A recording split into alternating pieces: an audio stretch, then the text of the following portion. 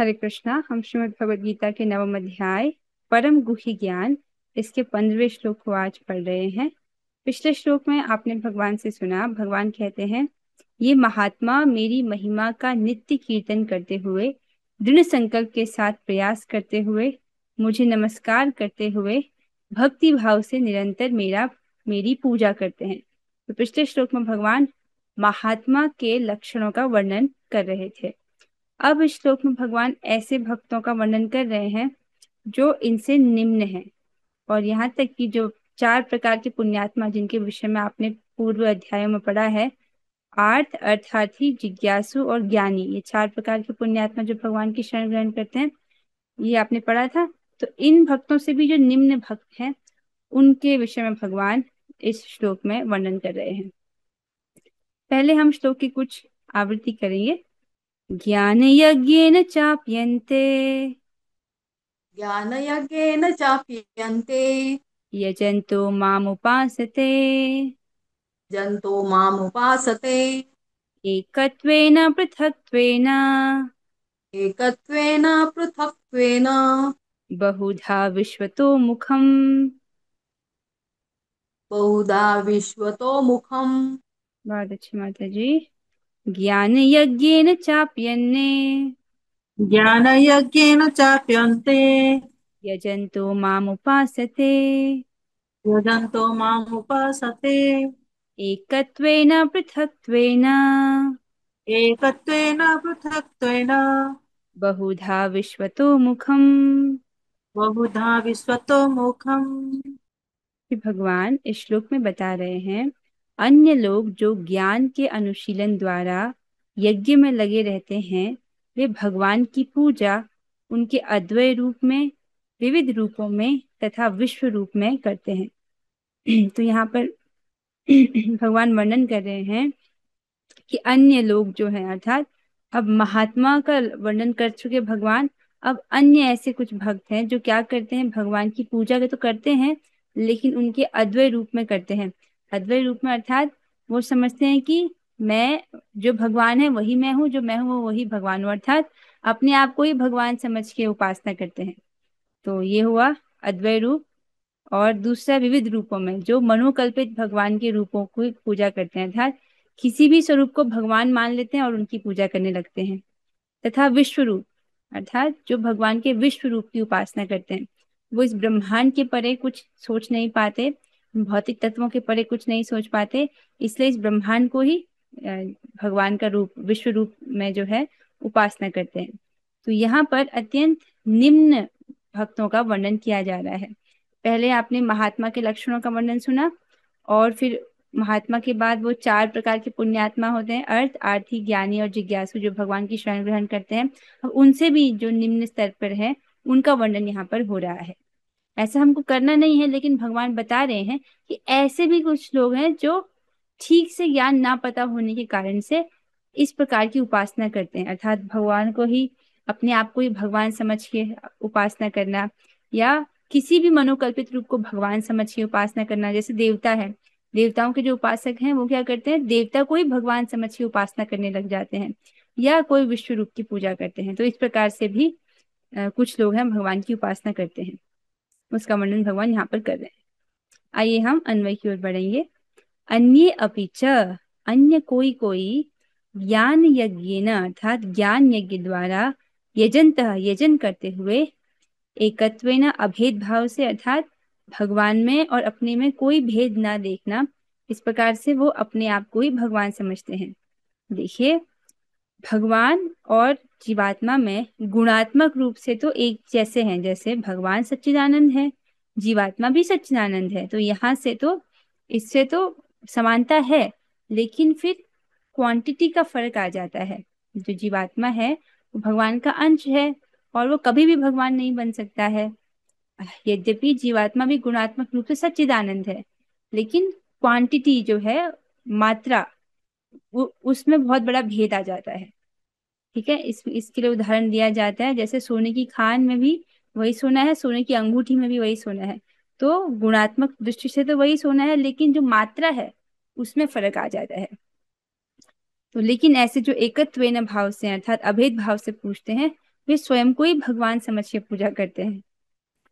पृथक्त्वेन अर्थात पृथक पृथक भाव से, इसका मतलब है कि जो किसी भी मनोकल्पित रूप को भगवान समझ के उपासना करने लग जाते हैं, या बहुधा विश्वतो मुखम, विविध देव रूप से सर्वात्मक, जो भगवान का विश्व रूप है, जिसमें बताया जाता है कि पाताल लोक उनके तलवे हैं, और इस प्रकार से विभिन्न जो देवता हैं उनके शरीर के अंग हैं, और इस प्रकार से सूर्य उनका एक नेत्र है, चंद्र दूसरा नेत्र है, इस प्रकार से विश्व रूप जो भगवान का है उसकी उपासना करते हैं। तो माम उपासते, मेरी उपासना करते हैं, इस प्रकार से भगवान वर्णन कर रहे हैं। तो हमको ऐसा करना नहीं है, कि फिर भी बताया जा रहा है कि कुछ लोग हैं क्योंकि उनको ठीक से नहीं पता होता, तो इस प्रकार से वो भगवान की उपासना करते हैं। आइए हम तात्पर्य की ओर बढ़ेंगे। अनुवाद और तात्पर्य कृष्ण कृपा मूर्ति श्री श्रीमद एसी भक्ति वेदांत स्वामी प्रभुपाद द्वारा। प्रभुपाद जी वर्णन कर रहे हैं यह श्लोक पिछले श्लोकों का सारांश है। भगवान अर्जुन को बताते हैं कि जो विशुद्ध कृष्ण भावनामृत में लगे रहते हैं और कृष्ण के अतिरिक्त किसी को नहीं जानते, वे महात्मा कहलाते हैं। तो कल भी आपने और परसों भी हमने महात्मा के क्या लक्षण है उसके विषय में सुना था। तो भगवान इसको समराइज कर रहे हैं। कौन है महात्मा? जो विशुद्ध भाव से भगवान की भक्ति में लगे रहते हैं, कृष्ण भावनामृत में लगे रहते हैं, और कृष्ण के अतिरिक्त ना अन्य अनन्य भाव से। इसका एक अर्थ था कृष्ण के अलावा किसी और रूप के प्रति उनका आकर्षण नहीं है, उनका आकर्षण कृष्ण के प्रति ही है, वो कृष्ण की ही उपासना में लगे हैं। तो कृष्ण के अतिरिक्त अन्य किसी को नहीं जानते, उन्हें महात्मा, वे जो है महात्मा कहलाते हैं। ये हमने पढ़ा। तो भी कुछ लोग ऐसे भी होते हैं जो वास्तव में महात्मा पद को प्राप्त नहीं होते, किंतु वे भी विभिन्न प्रकारों से कृष्ण की पूजा करते हैं। अब किन किन लोगों का वर्णन आ रहा है? जो वास्तव में महात्मा नहीं है, लेकिन विविध प्रकारों से वो भगवान की पूजा करते हैं। इनमें से कुछ का वर्णन अर्थार्थी, ज्ञानी तथा जिज्ञासु के रूप में किया जा चुका है। पहले के अध्यायों में आपने 4 प्रकार के भक्तों का वर्णन सुना था, 4 प्रकार के पुण्यात्मा जो भगवान की शरण ग्रहण करते हैं। उनमें से था 8 जो किसी कष्ट में है, अपने कष्ट निवारण के लिए भगवान की शरण ग्रहण करता है। अर्थार्थी अर्थात जिसे कुछ अर्थ की आशा है, कुछ धन की आशा है, कुछ लाभ की आशा है भगवान से, तो भगवान की शरण ग्रहण करते हैं। ज्ञानी अर्थात जो ज्ञानी है, और जिज्ञासु अर्थात जो दिव्य ज्ञान के विषय में जानने के इच्छुक हैं। तो इस प्रकार से 4 प्रकार के पुण्यात्माओं का तो पहले वर्णन किया जा चुका है, किंतु फिर भी कुछ ऐसे भी लोग होते हैं जो इनसे भी निम्न होते हैं। ठीक है, तो यहाँ पर महात्मा का वर्णन किया, फिर 4 प्रकार के जो भक्त है उनका वर्णन है, इनसे भी जो निम्न है उनका वर्णन इस श्लोक में हो रहा है। इन्हें 3 कोटियों में रखा जाता है। तो ये जो 3 प्रकार के भक्त हैं जिसका भगवान यहाँ पर बोल रहे हैं, एकत्वेना पृथक्त्वेना बहुधा विश्वतो मुखम, ये 3 प्रकार की 3 कोटि के लोग हैं। पहली कोटि क्या है? एकत्वेना अर्थात परमेश्वर तथा अपने को एक मानकर पूजा करने वाले, मतलब जो कोई भेद नहीं देखते, अद्वैतवाद, वो सोचते हैं कि हम ही भगवान हैं, इस पर जीवात्मा को ही भगवान समझते हैं। तो पहला क्या है? परमेश्वर तथा अपने को एक मानकर पूजा करने वाले। दूसरा है परमेश्वर के किसी मनोकल्पित रूप की पूजा करने वाले। दूसरे क्या है? कोई भी किसी भी भगवान के, इसको प्रतीकात्मक, इसको क्या कहते हैं? प्रतीकोपासक भी कहते हैं, प्रतीकोपासना अर्थात कोई भी जो मनोकल्पित रूप है उसी को भगवान मान के उनकी पूजा करना। इसमें देवोपासक भी आते हैं, वो देवता को ही भगवान मानने लगते हैं और उनकी पूजा करने लगते हैं, उन्हीं को भगवान समझ के पूजा करने लगते हैं। तो ये हो गया पृथक्त्वेना। अब विश्वतोमुखम क्या है? जो भगवान के विश्व रूप की पूजा करने वाले हैं। तो तीनों समझ आ रहा है, एकत्वेना, पृथक्त्वेना और बहुधा विश्वतोमुखम, जो भगवान के विश्व रूप की पूजा करते हैं। ठीक है, इनमें से सबसे अधम वे हैं जो अपने आप को अद्वैतवादी मानकर अपनी पूजा परमेश्वर के रूप में करते हैं, और इन्हीं का प्राधान्य भी है। अर्थात जो अपने आप को ही भगवान समझ रहे हैं, अपने आप को अद्वैतवादी मानकर अपने आप को भगवान से कोई भी भगवान और अपने में कोई भेद ना देखने वाले जो लोग हैं, उनको प्रभुपाद जी कह रहे हैं कि वो सबसे अधम है। क्यों? अपनी ही पूजा करते हैं वो भगवान, अपने आप को भगवान समझ के। आप देख रहे हैं ऐसा तो हम कल्पना भी नहीं कर सकते कि हम अपनी पूजा करें, क्योंकि हम प्रमाणिक तौर से प्रभुपाद जी से सुन रहे हैं, ग्रंथों से पढ़ रहे हैं, तो अपनी पूजा करना तो ये कौन करेगा? आप समझ रहे हो? प्रभुपाद जी कह रहे हैं ये सबसे अधम है। ऐसे लोग अपने को परमेश्वर मानते हैं और इस मानसिकता के कारण वे अपनी पूजा आप करते हैं। अब ये कितना उपहासजनक है, अपनी ही पूजा करना, अपने आप को ही भगवान मानना। पर फिर भी लोग ऐसे होते हैं जिनको ठीक से नहीं पता होता है और वो ऐसा करते हैं, तभी तो यहाँ पर वर्णन किया जा रहा है। लेकिन ये हमारा सौभाग्य है कि हमको परंपरा में ये ज्ञान ठीक ठीक प्रकार से सुनने को प्राप्त हो रहा है। प्रभुपाद जी के तात्पर्य उपलब्ध है, जिनसे हमको ठीक ठीक पता चल रहा है कि कृष्ण भगवान है और हम उनके नित्य दास हैं और हमको उनकी सेवा करनी है, ये हमारा एकमात्र कर्तव्य है। तो यह भी एक प्रकार की ईश पूजा है, क्योंकि वे समझते हैं कि वे भौतिक पदार्थ ना होकर आत्मा है। कम से कम ऐसा भाव तो प्रधान रहता है। सामान्यतया निर्विशेषवादी इसी प्रकार से परमेश्वर को पूछते हैं। तो यद्यपि वो अपनी पूजा कर रहे हैं, लेकिन इसको भी एक प्रकार की ईश पूजा, अर्थात एक प्रकार की पूजा, भगवान की पूजा इसको माना गया है। क्यों? कम से कम वो क्या समझते हैं ठीक से? वो ये समझते हैं कि मैं ये शरीर नहीं हूँ, ये भौतिक पदार्थों से बना हुआ हड्डी मांस मज्जा या जो पंच तत्वों से, पृथ्वी जल अग्नि वायु आकाश से जो बना हुआ ये शरीर है, ये मैं नहीं हूँ, इतना कम से कम वो समझते हैं। और शरीर से अलग अपने आप को आत्मा के रूप में वो जो है समझते हैं। तो कम से कम इतनी बात तो प्रधान रहती है। तो इस प्रकार की बुद्धि किनकी होती है? सामान्यतया जो निर्विशेषवादी होते हैं, जो ब्रह्म के उपासक होते हैं, वो इस प्रकार से जो है उपासना करते हैं। वो सोचते हैं कि मैं ही ब्रह्म हूँ, अभी मैं जो है अविद्या के कारण ग्रसित हूँ, लेकिन फिर मैं कुछ समय बाद जब मेरी मुक्ति हो जाएगी तब मैं ब्रह्म बन जाऊंगा, भगवान बन जाऊंगा। इस प्रकार से उनकी गलत धारणा रहती है। तो ये तो समझ आ रहा है एकत्वेन में। और फिर पहली कोटि का समझाया, जो अपने आप को ही भगवान समझते हैं। अब दूसरी कोटि का समझा रहे हैं, अर्थात पृथक्त्वेन। दूसरी कोटि के लोग वे हैं जो देवताओं के उपासक हैं। तो प्रभुपाद जी ने स्पष्ट कर दिया, ये जो मनोकल्पित रूप की पूजा करना बोल रहे थे वो क्या है? जो देवताओं की उपासना करते हैं, जो अपनी कल्पना से किसी भी स्वरूप को परमेश्वर का स्वरूप मान लेते हैं। आप समझ रहे हैं? उनको भगवान के विषय में ज्ञान नहीं है, क्या करते हैं? अपनी कल्पना से ही किसी को भी भगवान मान लेते हैं। आज भी भारत में ये चलन बहुत सारा है कि वो सोचते हैं कि आप किसी भी देवता की पूजा करो, आप भगवान की ही पूजा कर रहे हो, ऐसा लोग समझते हैं। अगर लोग ग्रंथ नहीं पढ़ रहे हो, श्रीमद् भगवद गीता श्रीमद् भागवतम को श्रवण नहीं करते हैं, भक्तों से उनको सुनने का अवसर नहीं मिलता, तब यही चलता है इंडिया में। आप समझ रहे हो? किसी का भी पूजा कर रहे हैं और सोचते हैं कि हम भगवान की पूजा कर रहे हैं। ठीक है, तो ये कौन से हो गए? पृथक्त्वेन, अर्थात अपनी कल्पना से किसी भी स्वरूप को परमेश्वर का स्वरूप मान लेते हैं और इस प्रकार से उनकी उपासना कर रहे हैं। ये अच्छा नहीं है, पर फिर भी इस प्रकार से उपासना कर रहे हैं, इसलिए हमको बताया जा रहा है, हमको ऐसा करना नहीं है। ठीक है, अब आते हैं, पहला कोटि का हो गया, द्वितीय कोटि का हो गया, अब तीसरी कोटि का समझाया जा रहा है, अर्थात विश्वतोमुखम, जो भगवान के विश्व रूप की पूजा करते हैं, उसको प्रभुपाद जी समझा रहे हैं। तृतीय कोटि में वे लोग आते हैं जो इस ब्रह्मांड से परे कुछ भी नहीं सोच पाते। जो भौतिक तत्वों से जो सृष्टि बनी है, इसके परे वो कुछ नहीं सोच पाते। अर्थात उनके लिए ये स्वीकार कर पाना कि भगवान श्री विग्रह के रूप में घर में ही विद्यमान है, ये उनके लिए कठिन है। ठीक है, वो भगवान को साकार शिव विग्रह के रूप में नहीं उपासना कर पाते। वे ब्रह्मांड को ही परम जीव या सत्ता मानकर उसकी उपासना करते हैं। तो सोचते हैं जो है यही ब्रह्मांड है, इसी इसी को भगवान मान करके, परम सत्ता मान करके उसकी उपासना करते हैं। यह ब्रह्मांड भी भगवान का एक स्वरूप है। अब इसका क्या अर्थ है? देखिए, जो ब्रह्मांड जो प्रकट हुआ है, इसके कारण तो भगवान ही है ना। अगर भगवान नहीं होंगे तो ब्रह्मांड भी नहीं, जो है वो ब्रह्मांड की सृष्टि भी नहीं हो सकती है। तो ब्रह्मांड है, इसके परम कारण भी भगवान ही है। तो भगवान अपनी शक्तियों के माध्यम से इस चराचर जगत को प्रकट करते हैं। तो एक प्रकार से जैसे सूर्य की रोशनी सूर्य से अभिन्न है, इसी प्रकार से जो है ब्रह्मांड भगवान की शक्तियों का ही प्रदर्शन है।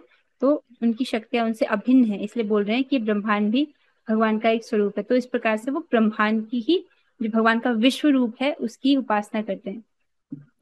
तो विश्व रूप में जैसे बोला जाता है कि सूर्य भगवान का एक नेत्र है, चंद्र भगवान का दूसरा नेत्र है, भगवान के विभिन्न अंगों में विभिन्न देवता हैं, या उनके जो तलवे हैं वो पाताल लोक हैं, उनके अंग अंग में जो है विभिन्न प्रकार के लोगों को की कल्पना की जाती है। इस प्रकार से वो उपासना करते हैं।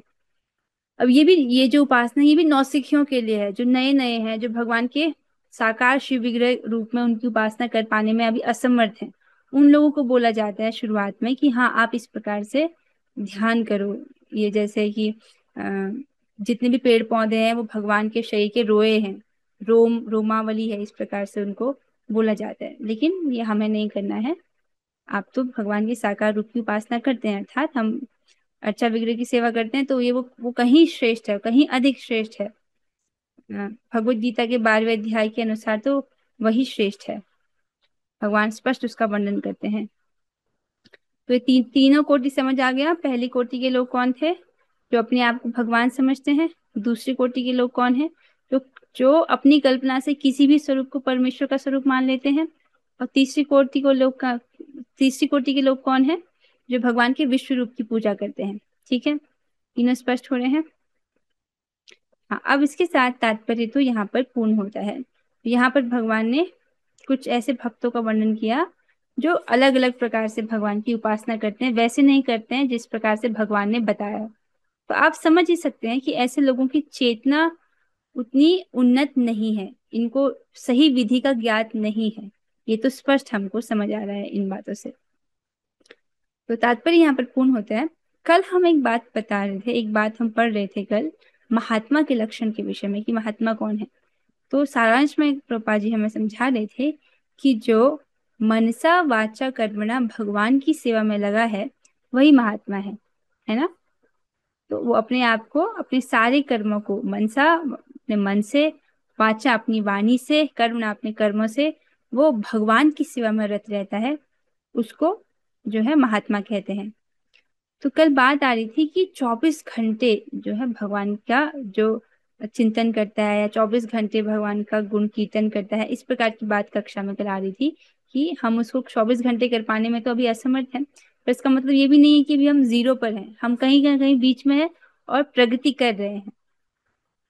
तो इसी पर एक बहुत सुंदर सा श्लोक है भक्ति रसामृत सिंधु 1.2.8 से, जो कि बहुत सुंदर है। ये जो 24 घंटे वाली बात है, इसी को दूसरे एंगल से समझाने के लिए बहुत सुंदर है। आज ही हम सुबह इसको पढ़ रहे थे। स्मर्तव्य सततम विष्णु विस्मर्तव्यो न जातुचित सर्वे विधि निषेधास्युत रेतयोरेव किंकरा।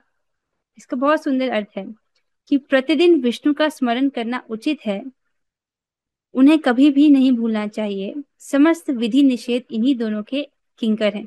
अब यहाँ देखिए, पहले इसमें समझने की क्या बात है कि स्मर्तव्य सततम विष्णु, भगवान विष्णु का सतत ही स्मरण करना चाहिए। ठीक है, कैसे करना चाहिए? भगवान विष्णु का सतत स्मरण करना चाहिए। और विस्मर्तव्यो न जातुचित, उनको भूलना नहीं चाहिए।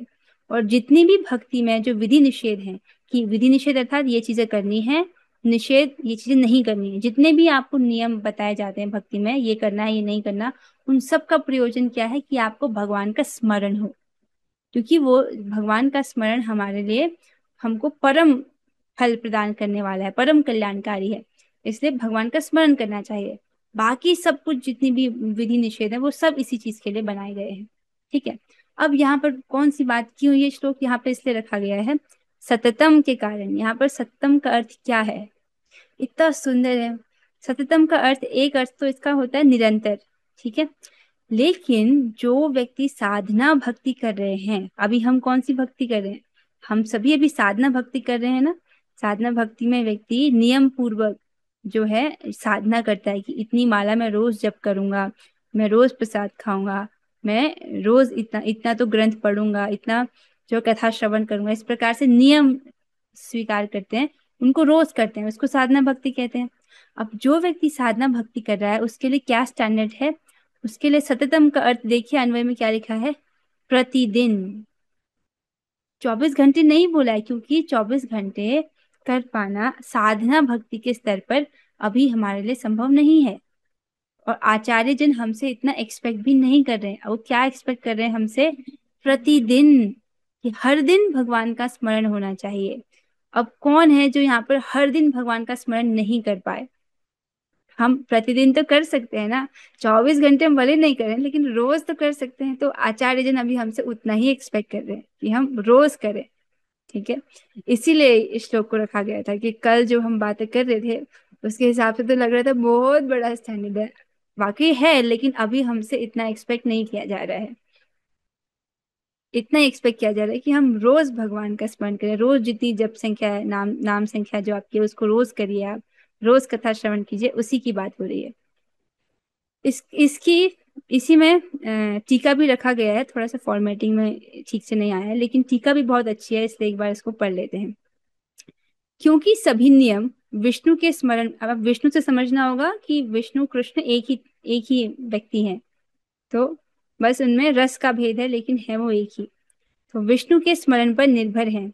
अतः यदि कोई विष्णु का स्मरण करता है तो अन्य सभी नियमों में जो कुछ भी उपदेशित है वह अपने आप पूर्ण हो जाते हैं। आप समझ लो, यदि कोई भगवान का स्मरण कर रहा है तो जो भी नियमों से जो कुछ प्राप्त होने वाला होता है वो सब कुछ अपने आप पूर्ण हो जाता है। महत्वपूर्ण क्या है कि भगवान का स्मरण होते रहना चाहिए। अब ये इस लाइन के लिए इस टीका को रखा गया है। सततम का अर्थ हर दिन है, हर क्षण नहीं, ये टीका से लिया गया है। तो क्योंकि साधना भक्ति में निरंतर हर पल स्मरण कर पाना असंभव है। तो ये सब आचार्य जन हमको स्पष्ट रूप से बता रहे हैं कि हम अभी आपसे ये नहीं उम्मीद कर रहे कि आप हर क्षण भगवान का स्मरण करो। क्या कितना उम्मीद कर रहे हैं? हर दिन भगवान का स्मरण करो। क्योंकि अभी जो है हर पल कर पाना साधना भक्ति के स्तर पर अभी जो है असंभव है। यदि इसे हर क्षण का स्मरण समझा जाए तो भक्ति के नियमों में विश्वास ही नष्ट हो जाएगा, क्योंकि वे पालन करने योग्य ही नहीं रहेंगे। क्योंकि अभी इतना हमारा स्तर नहीं है, इतना अभी योग्यता नहीं है कि हम हर क्षण कर पाए, है ना। अभी तो रोज कर पा रहे हैं भक्तों के सहयोग से, भगवान की कृपा से, श्री हरि गुरु वैष्णव की कृपा से। तो वही बहुत बड़ी बात है। आशा है आपको स्पष्ट हुआ होगा कि रोज भगवान की भक्ति करनी है, प्रतिदिन जो आपने नियम लिया है उसको पूरा करना है। तो आपको समझ आ रहा है? रोज श्रीमद् भगवत गीता पढ़नी है, रोज हरि नाम जपना है और रोज भोग लगाकर प्रसाद पाना है। ठीक है, क्योंकि देखिए जैसे ये व्यक्ति आप यहाँ चित्र में देख रहे हैं, ये व्यक्ति जेल में फंस गया है, जेल के अंदर चले गया है। तो ये अब बाहर अभी कितना भी बड़ा व्यक्ति क्यों ना हो, मान लीजिए कोई नेता भी क्यों ना हो, कोई शक्तिशाली व्यक्ति क्यों ना हो, लेकिन जैसे ही ये जेल में पहुंच गया है, जेल के भीतर कैदी बन गया है, तब इसके सारी शक्तियां, सारे पावर्स इसे छीन लिए जाते हैं कि नहीं छीन लिए जाते। जेल के बाहर वो कितना ही बड़ा व्यक्ति क्यों ना हो, लेकिन जेल के भीतर वो एक असहाय व्यक्ति हो जाता है कि नहीं हो जाता। उसी प्रकार से हम जहां पर अभी रह रहे हैं, ये 14 भुवन, ये ब्रह्मांड, ये सब क्या है? एक जेल है। और जीवात्मा जो है यहाँ पर कैदी के रूप में कैद है। और हमारी बेड़ियां क्या है? हमारी बेड़ियां क्या है? ये शरीर, ये जिस शरीर में हम फंसे हुए हैं, भौतिक शरीर, ये हमारी बेड़ियां है। किस रूप में समझ आ रहा है? जिस प्रकार से इस पिंजरे में ये चिड़िया फंसी हुई है, वैसे ही जो आत्मा है इस स्थूल शरीर और सूक्ष्म शरीर जो दिखाई नहीं देता उसके द्वारा बंधा हुआ है। तो जो बुद्धिमान है वो क्या कोशिश करता है? एक बुद्धिमान व्यक्ति जब उसको पता चल जाता है कि मैं जेल के भीतर हूँ, तो वो ये कोशिश नहीं करता कि मुझे जेल के भीतर और कुछ अपना साम्राज्य स्थापित करना है, अर्थात और कुछ उद्यम करना है, बड़े पद और प्रतिष्ठा को प्राप्त करने की लालसा रखनी है, इस जगत में सम्मान प्राप्त करने की इच्छा रखनी है, या मुझे कुछ बहुत बड़ा, ऐसे बहुत बड़ा घर गाड़ी जेल के भीतर बनाना है। ऐसा वो योजना नहीं करता है। जो व्यक्ति समझ गया कि मैं जेल में हूँ, वो क्या कोशिश करता है कि मैं इस जेल से बाहर निकल जाऊं। जो व्यक्ति समझ रहा है वो क्या कोशिश करता है कि मैं यहाँ से बाहर निकल जाऊं, और उसके प्रयास भी इसी दिशा में होते हैं कि मैं यहाँ से बाहर निकल जाऊं। उसी उसी चीज के प्रति वो सचेत रहता है। ठीक है, और फिर वो क्या करता है? अपने चित्त के शुद्धिकरण के प्रक्रिया को अपनाता है। आप समझ रहे हैं? चित्त को, क्योंकि हमारा जो सूक्ष्म शरीर है वो हमारा बेड़ियों की, वो हमारी आत्मा के लिए बेड़ी जैसा है। ये बाहर का शरीर भले छूट जाता है, लेकिन भीतर का जो सूक्ष्म शरीर है वो नहीं छूटता है ना, हृदय की अशुद्धि और जो वासना है उसके कारण। इसीलिए इन वासनाओं को शुद्ध करने के लिए व्यक्ति क्या करता है? जो उसके चित्त को शुद्ध करता हो उस प्रक्रिया को अपनाता है। क्योंकि फॉर्मूला क्या है? जितना शुद्ध चित्त होगा उतना सुख का अनुभव होगा। जीवात्मा सुख चाहता है तो सुख का फॉर्मूला क्या है? जितना ज्यादा चित्त शुद्ध होगा उतना ज्यादा सुख का उसको अनुभव होगा।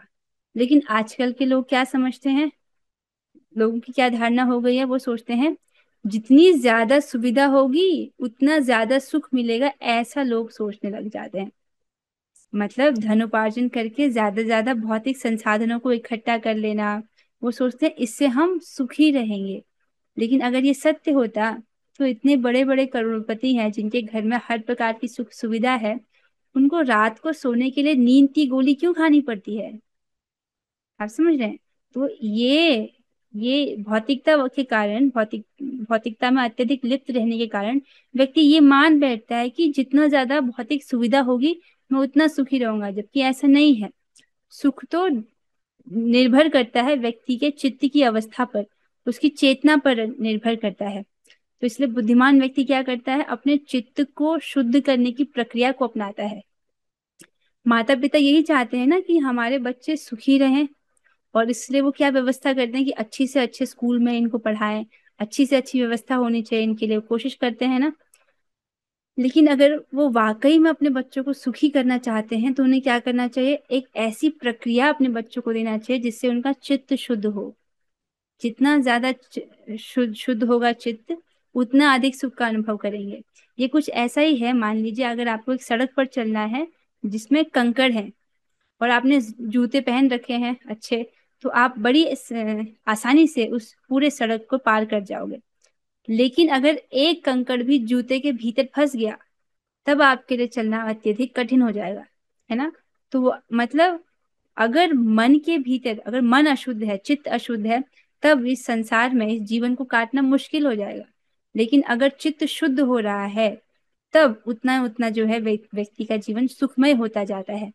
और चित्त को शुद्ध करने की सबसे श्रेष्ठ प्रक्रिया क्या है? हरे कृष्णा कृष्ण कृष्णा हरे हरे, हरे राम राम राम हरे हरे।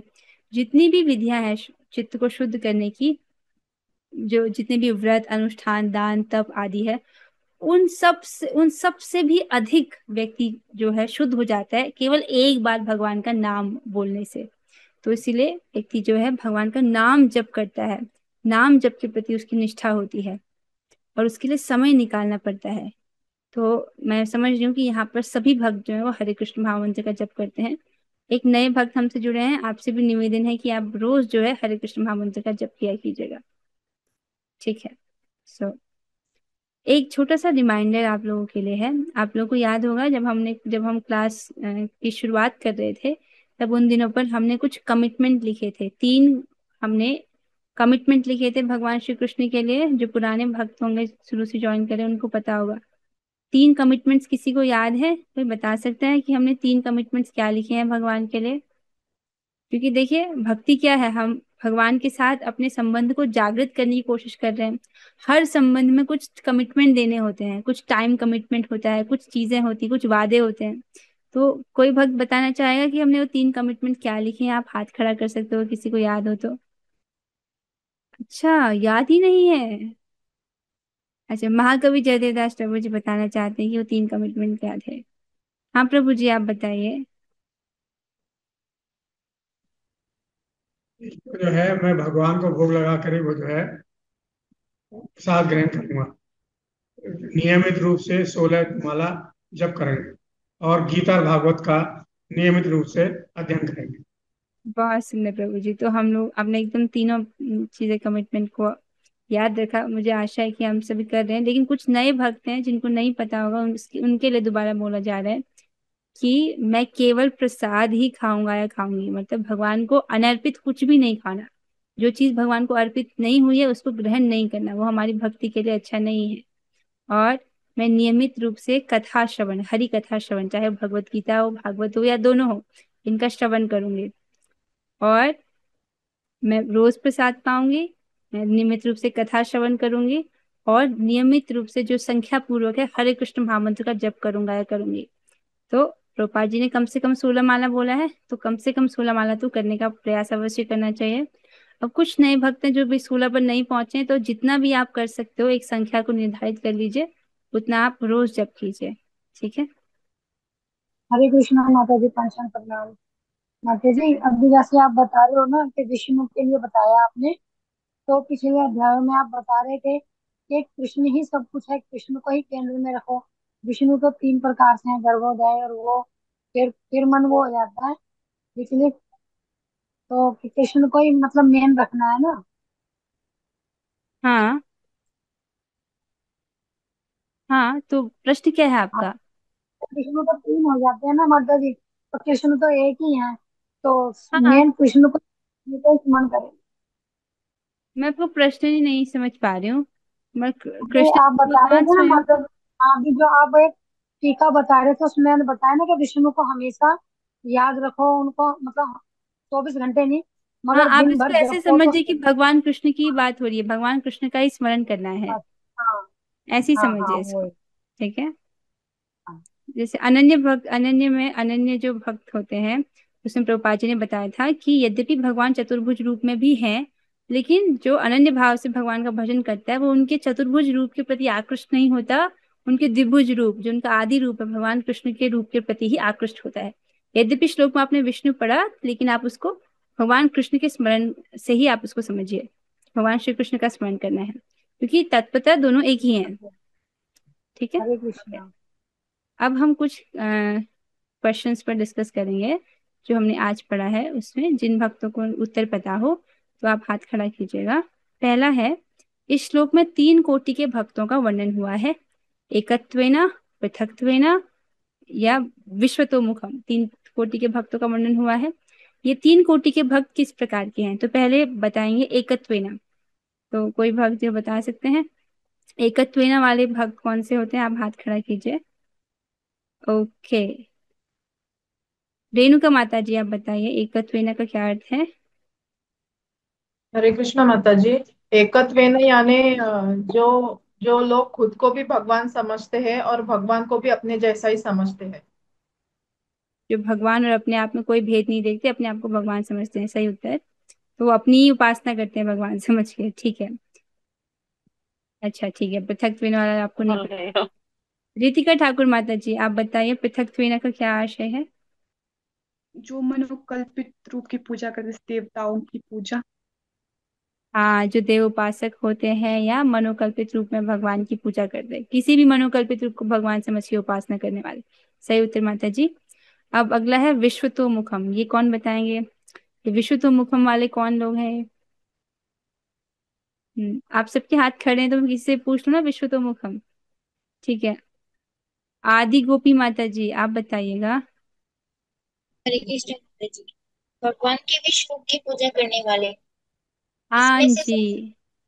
जी माता जी। जी, भगवान के विश्व रूप की पूजा करने वाले को विश्वतोमुखम बोला गया है। आपने अच्छे उत्तर दिए। अगला प्रश्न पढ़ेंगे, अगले प्रश्न की ओर बढ़ते हैं। इन तीनों में से सबसे अधम कौन है?